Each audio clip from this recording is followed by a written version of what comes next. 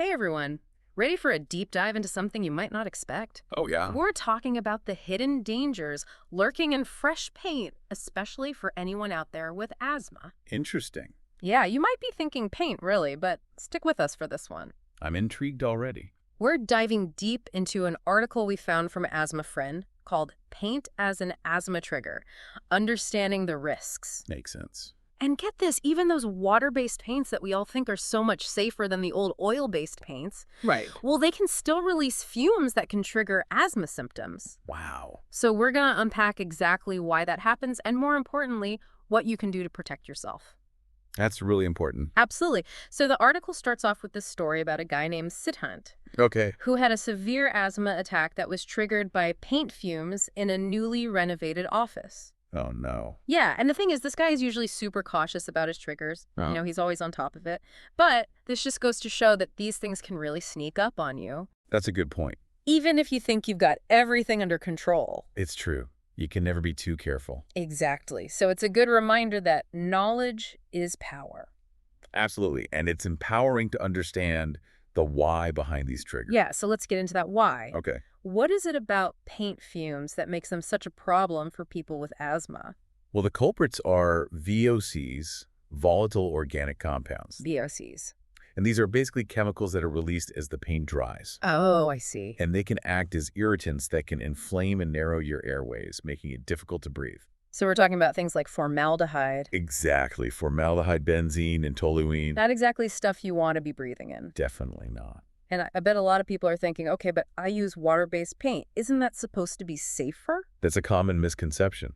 Is it? Yeah, it is true that water-based paints are generally considered a better choice, Okay. but they can still release VOCs just at lower levels. So even if you're trying to be careful, it's important to take precautions. Exactly. Now, you mentioned lower levels. Right. Does that mean all paints are created equal, or are some better than others? Well, not all paints are created equal. Okay. You'll find paints that are labeled as low VOC or even VOC-free, Oh, interesting. and those are really going to be your best bet for minimizing that risk.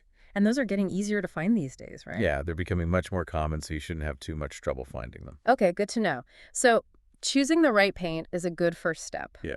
What else can people do to protect themselves, especially if they can't completely avoid being around fresh paint? Ventilation is key. Okay. Whenever possible, you want to open up those windows. Yeah. Let the fresh air circulate. Of course. And, a fan can also help to disperse those fumes a bit more quickly. Makes sense. Yeah. So what if you walk into a room that's been freshly painted like Siddhant did in the article? Right. What should you do in that situation? Well, the first thing you should do is try to limit your time in that space. Okay. And if you absolutely have to be there, a high-quality mask can offer some protection. Now, when you say high quality mask, what exactly do you mean? So I'm talking about a mask that's specifically designed to filter out those chemical fumes, I see. not just like a standard cloth mask. Okay. You're going to want to look for one that's rated for organic vapors. Got it. That's a good distinction. Yeah. So the article also mentioned being upfront about your needs with colleagues or clients. Absolutely. Don't hesitate to advocate for yourself. Oh, okay. Let people know about your asthma and maybe request to meet in well-ventilated areas. Yeah. Or, even reschedule if an area has been recently painted. It's a good reminder that sometimes you have to speak up for your own health. For sure. But it sounds like it's not just about individual responsibility. Right. The article also talks about creating safer environments more broadly, right? Exactly. Oh, So wow. the article really highlights the role of employers and organizations in minimizing that paint fume exposure. Yeah. For instance, they can choose low-emission products for renovations. They can schedule painting outside of work hours, Oh, that's a good idea. or even allow employees with asthma to work remotely during those times. That's a great point. It's interesting how something we often overlook, like paint, can have such a big impact, really can. especially in the workplace. Yeah. So for you, what stands out as the most important takeaway from all of this? I think the biggest takeaway is awareness. Okay. Recognizing that paint fumes can actually be an asthma trigger is really that first step Yeah. towards protecting yourself and advocating for those healthier environments. That makes a lot of sense. Knowledge is power, right? Exactly. The more you know, the better equipped you are to make informed decisions about your health. It really is. And it's not just about knowing the risks for yourself. Right. It's about spreading the word and helping other people protect themselves, too. I completely agree. Imagine the impact we could have if everyone was just a little bit more aware of this issue. Yeah, We could create so many more healthy spaces for everyone to enjoy. it's true.